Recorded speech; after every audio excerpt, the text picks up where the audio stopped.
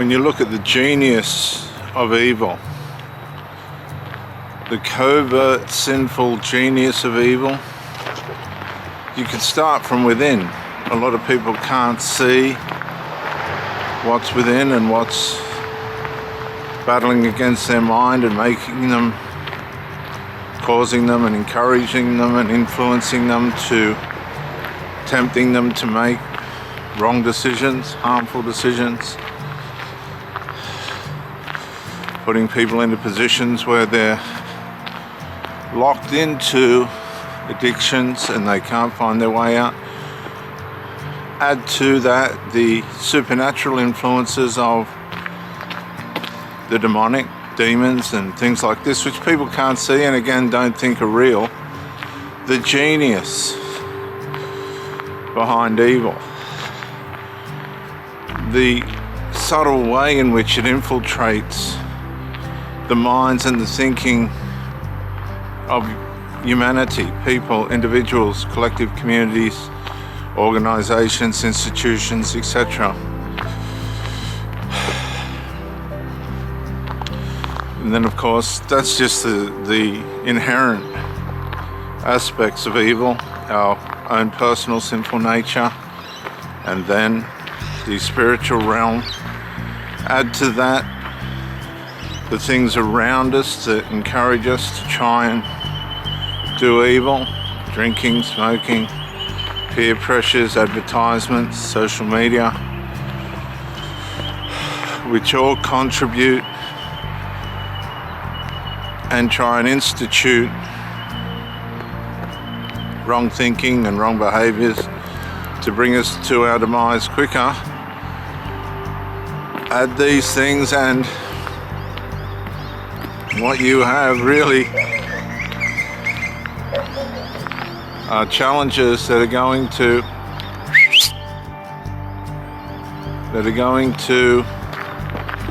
you should be over here.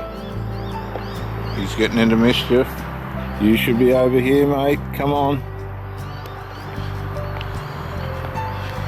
Add to these personal challenges that we have by way of the way we're brought up and the things that can be insufficient with that or over-sufficient. Remember, a lot of evil comes out of being spoiled. Spare the rod, spoil the child. See, we try and put in a box the origins of evil, but evil has no partiality at all. Evil will institute itself however it can, in whatever way it can, to, as I said before, bring the demise of the person individually, and out of that demise ripple into their relationships and the way in which they treat others and the way in which they lose their relationships via their own personal inadequacies or things that they do to ruin things that are good for them. And a lot of this can be by way of chemicals and substances. There's a whole different dimension there. I don't know if you've ever been to the beach and you bought some chips, if you can afford it, or possibly a hamburger if you're one of the lucky ones, and you have the seagulls begin to gather around. That's what demons are like when we institute and begin certain behaviors that are bad for us. Here, please. Over here. Over here. Over here.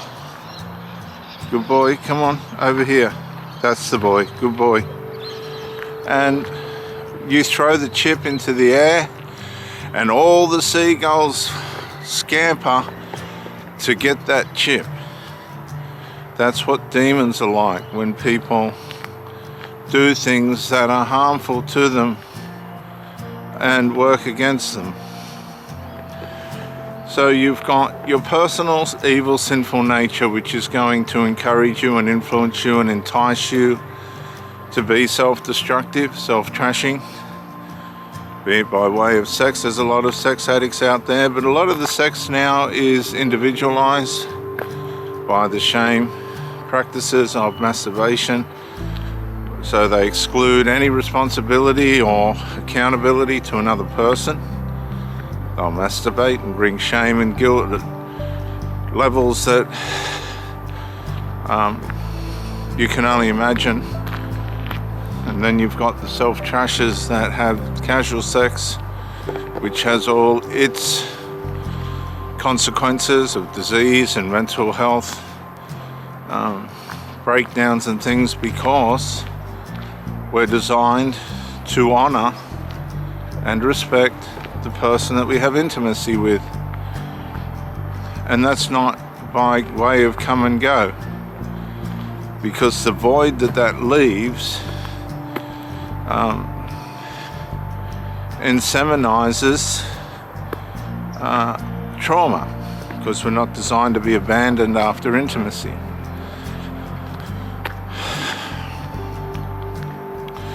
So in our culture today, we have many layers of intimacy which are not meant to be there. For instance, it's advised not to be the friends of your children. That doesn't mean you be the enemy either. It just means you need to raise those children in a way in which, no matter how painful it is for you, or how much it contradicts the possibilities of friendship, to be the best version of themselves that they can be, with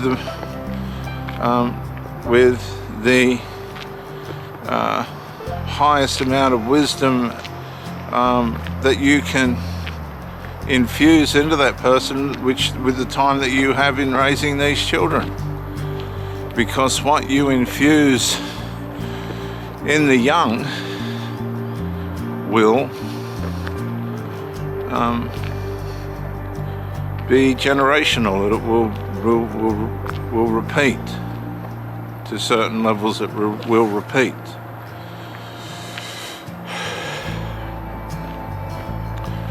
So the way in which we raise our children, and the way in which we show them boundaries, and the difference between adult things and child things, is absolutely paramount. And this is where narcissism starts. For those of you that are familiar with personality disorders, we could use it in a spiritual term and just say this is where sin begins, when parents want their children to be friends with them, and the child begins to be invited into personal layers of the adults, of the parents' life, that they're forbidden to be exposed to. And you'll get these parents that start whinging about the husband or the wife, and sharing details about the relationship that they are not, by way of a healthy relationship, invited to be in a healthy marriage,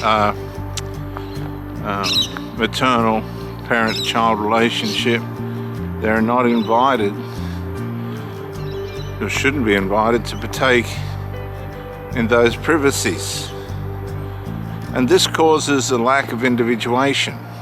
There becomes this fusion that undermines the child from individuating and separating away from the parent. And that's where sinfulness begins, because it takes away the individual and essential qualities and quantities that child is going to need to be the full person that they have been created to be, because they become too dependent on their parent. And when they get in relationships, that connection with the parent undermines the relationship and takes them into the love bomb, devalue and discard phases with outsiders, and returns them back to the relationship with the parent. That's how narcissism works.